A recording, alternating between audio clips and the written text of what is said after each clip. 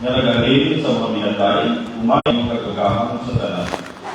Di kandit ko, nagagalit siya, iba sa paghukom sa mga pagigag sa mga minatay. Nagatuwa ko sa Espiritu Santo sa Santa Iglesia Katolika sa pagkakitupod sa mga santos, sa kapatawaran sa masala, sa pagkabanaw sa mga lawas, sa pagkulit na wala ay katusan.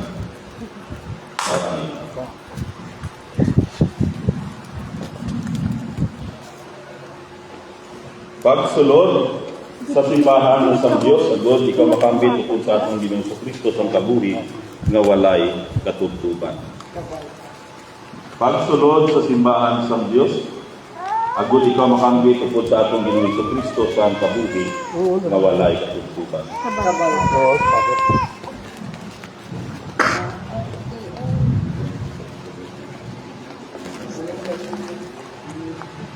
Manulad mo lang. Ulay mo lang. Namastan ikaw ang lana sa kaluwasan sa bibigin. Diyos, kasubong nga si Kristo manapatay kay banhaw, subong maligin yung anak, kapatay sa kasalanan, kababangon sa bagong mapabuhi, kabarika. Tugudi nga magreaksya sa tanan ng pagkakasala, kababayan tanan ng Espirituhan ng magulang, magkabuhi kag magalamog sa ila, kabarika. Tugudi nga mangangkong sila sa kabong, kagtusok sa pagkaog, batok sa kalautan, sa kalimutan, kag sa unod. Tugudi na si Kristo patawag sa patawaran sa mga sala, nagpaagay sa iyang malalang na tubig at tugod siya kilid na naghatag sa kasubuhan sa iyong itutunan na sila maglabas sa pagkanudlo sa tanan ng pumusod at kapagbunyag sa ila. Sa kalang sa kamay, sa anak, at sa Espiritu Santo, papamayuhan at pagpamabay sa timong mga pumuluo.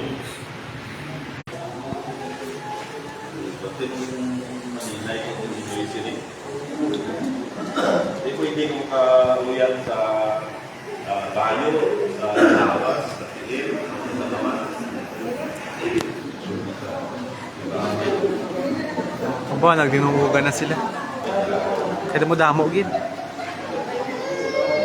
Tapos sila lang sa iyo yung pagkasya.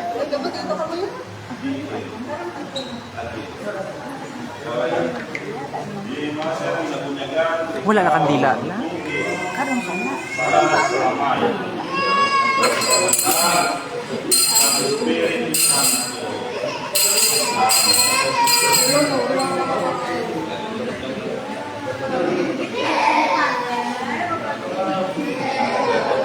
Sino ang mga sponsor? Kuya din. Maligos na sa likado. Ano ka na?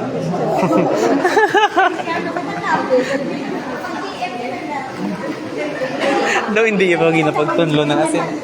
Pwede ka na naman. Oh, di ba lang? Sa iban man. Ito.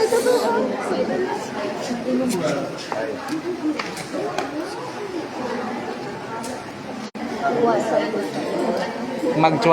Ano siya mag-12? Oh, wala ka mo diyan? Oh, wala na sila ya. Katolik ko lang ako.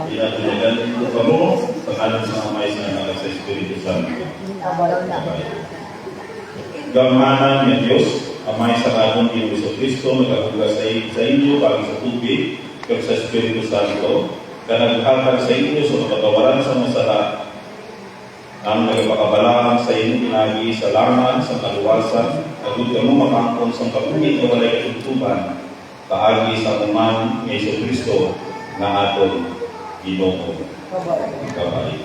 Patunan ninyo ang iwag ni Kristo ang mga kandila, agod na kung mag-abot ang makagagarong, kamo mangitaupod sa tanan ng mga santo sa pagsugata sa iya, kag ipakita, kag inatibigan ninyo ang grasya sa inyong dunya. Ginoo, maloy ka sa amon, Kristo maloy ka sa amon, Ginoo maloy ka sa amon, pinang sa langit. Ang ibalangin mga ng sa itinalinan, kung may pagbote sa duka, kung nasa sa langit, matagal kami nagsama ng dagaw kalanoon, nagawala kami sa amon sala, subong sa amon pagkatawag sa mga salamat sa amon, kaya hindi mo kami katawag sa mga luhay, kundi ba sa bumagay sa mga lawa kay mong ginalinan, bagong, kagagimaya, yan kag sa walay, tutuban, kabayan.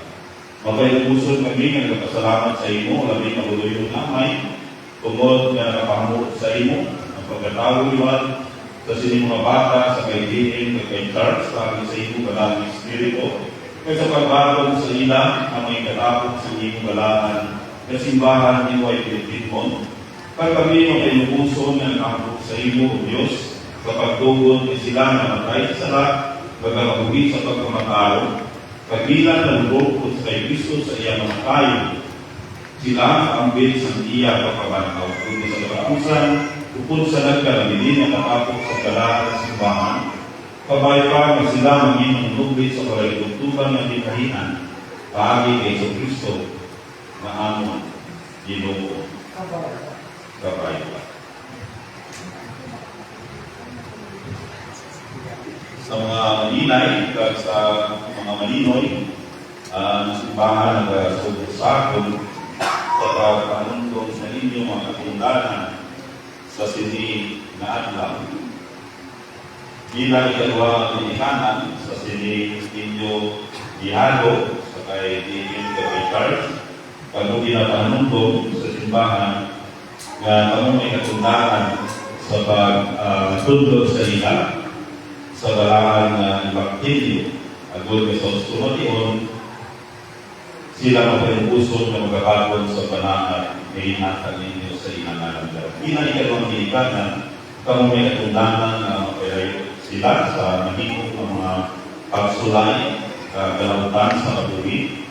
So kuman sa pagkalako sa ila, may kaigugma sa Diyos kag sa ilang sikataw.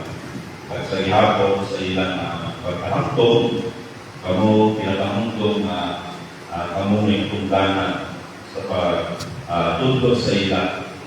So, sa paghanungkong sa ila sa hindi katutli ng malagi sa kabuhi. Kakabayan ang inyong presensya, ang inyong panahon, mangin inspirasyon nila sa ilang mga problema, sa ilang mga pinatupan ng mga partilaw sa ilang kabuhi. O ang inyong presensya, kabayan ng Yara Permit, nag-pantay, nag-panguna sa ila. Kabayan na ang pag-ibisyon sa Diyos sa siningang mga bata na matapos sila sa kayo at kabuhi, kaya kamo mga pinikanan, mga maninay at maninay, kabayan ang Diyos ang pagdasing niya sa sinikalaan ng Diyos na may kabugalaan, kakabuhi, kakabasko, sa pagbulit, Espiritu, at si Kristo magpunod sa inyo sa kabulaan, sa kulahan, pangalan sa Diyos. Karoon at sa walay, natutulungan. Mga kauturan, dili natapos ang Santos Benedicto sa Panginoon sa dunya, kahit ang lahat kita sa pag-alaga sa Diyos, sa pag-iuma, saan kung isi katao, sa padayon, sa pagbantala, na si Ian, at si Charles, na karoon kumahin sa iyong kapatinipan ni Kristo, at sila ibunyagan sa Espiritu, kabinukasan sa tubig ng pagpakabalaan. Kaya pagpakabalaan sa Diyos ng makagagahan, ang Amay, ang Anak, ang Espiritu Santo, mangyayari sa inyo, magpabilin sa inyo, karot at sa matay. Diba? Hindi natapos ang atong sakramento sa dunya. Salamat sa mga maninoy, at salamat sa mga manina.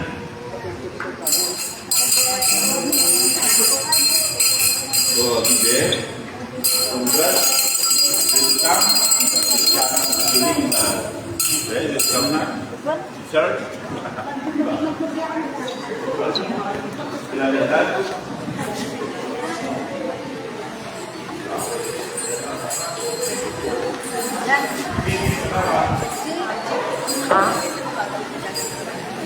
GM?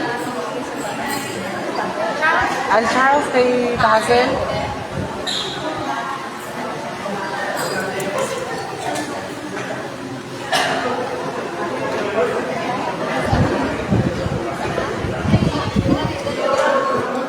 $11 or 13? Ha? Oh. Okay man lang na.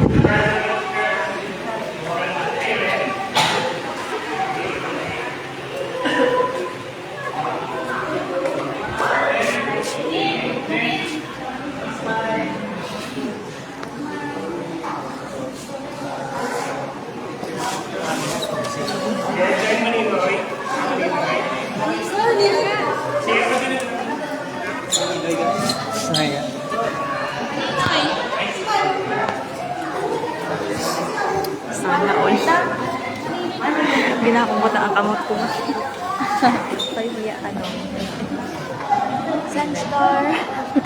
You can support me. Best congrats lang, may baby ka na.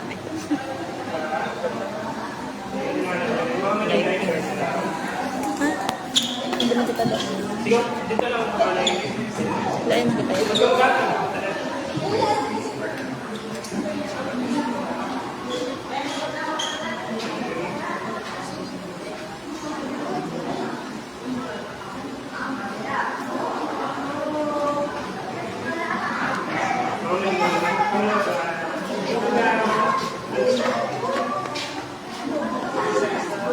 Kami yung jingway.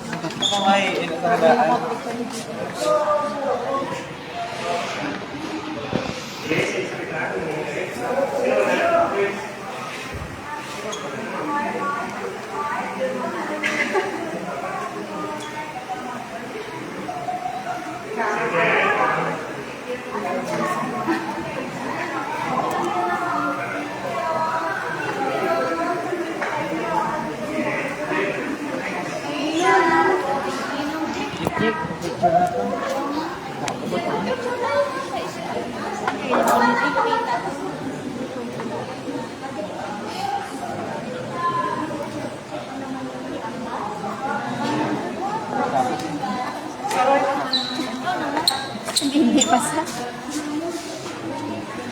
Ay, gwapo na. Pogi sa buwan.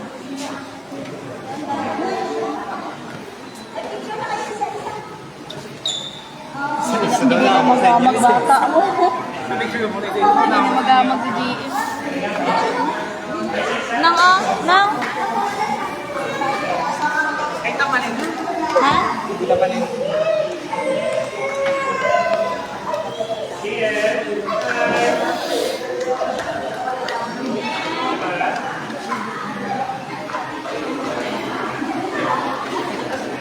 Ayo.